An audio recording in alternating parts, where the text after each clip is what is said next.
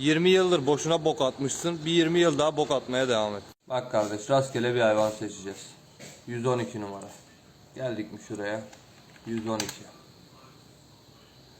Gebe 3. grupta. Laktasyona genel bakış. Neymiş laktasyon ortalaması? 44 kilo. Neymiş? 44 kilo. 3 laktasyon. 3 doğum yapmış. Birinci de 31 kilo. İkinci de 44 kilo. Üçüncü de 44 kilo süt ortalaması varmış. Şu an anlık olarak ne kadar süt veriyor? 32 kilo süt veriyor.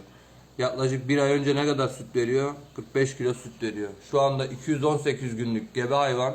Kuruya neredeyse çıkacak. Bir gün sonra, yani doğumuna 60 gün kalmış, 32 kilo süt veriyor.